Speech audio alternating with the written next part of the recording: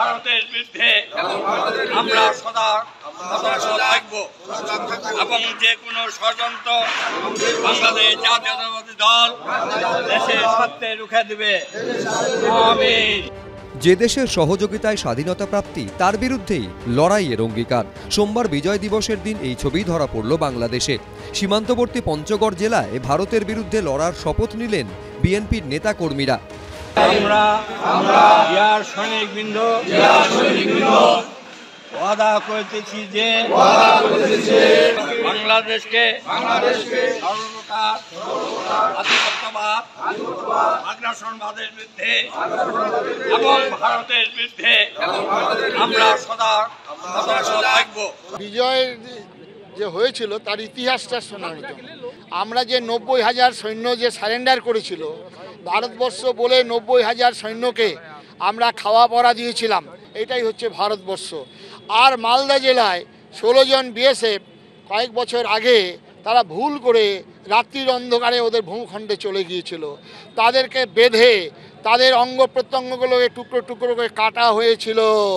আজকে এই 90,000 সৈন্যকে যদি আজকে তাদের মতবাদের দিক হতো তাহলে এদেরকে কেটে টুকরো টুকরো করতো।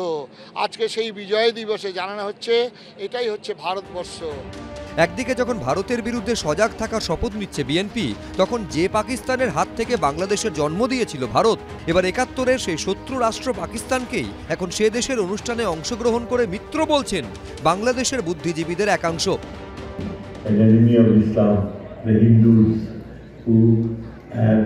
Constantly tried to reject the facts of history. It's a great honor and privilege for me to utter a few words to focus on the importance of brotherly relations between our two Muslim countries, Pakistan and Bangladesh. তবে সাম্প্রদায়িক বিষ উগড়ে দেওয়ার বিপরীত ছবিও উঠে আসছে বাংলাদেশ থেকে। আমার যে মাথায় যেটা কাজ করেছে যে সেটা হলো যে এখানকার সনাতন ধর্মাবলম্বী সহ প্রতিটি ধর্মের মানুষের সঙ্গে একটা সম্প্রীতি, মৈত্রী এবং আরো আন্তরিকতার জায়গাটা গড়ে তোলার উপরে আমাদের এই গণঅভ্যুত্থানের সাফল্য। কিন্তু ইউনূসের আমলে রাষ্ট্র ব্যবস্থার শীর্ষে থাকা ব্যক্তিদের মধ্যে যখন ভারত বিদ্বেষের সুরই জোরালো, তখন বারবার প্রশ্ন উঠছে বিপন্ন হিন্দুদের জন্য কেন্দ্রীয় সরকার কি করবে? কংগ্রেস পারে, ইন্দিরা গান্ধী পেরেছিলেন, আজকে বিশ্বগুরুরা পারেন না। তখন উনি করেছিলেন, এটা অস্বীকার করা যাবে না, কিন্তু মোদিকে আন্ডার এস্টিমেট করা দরকার নেই।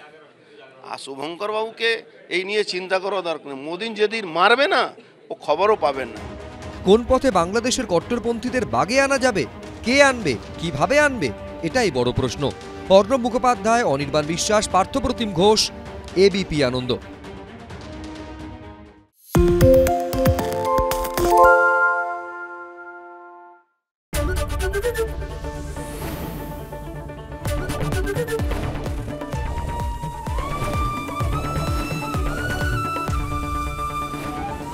এবিপি আনন্দ এগিয়ে থাকে, এগিয়ে রাখে।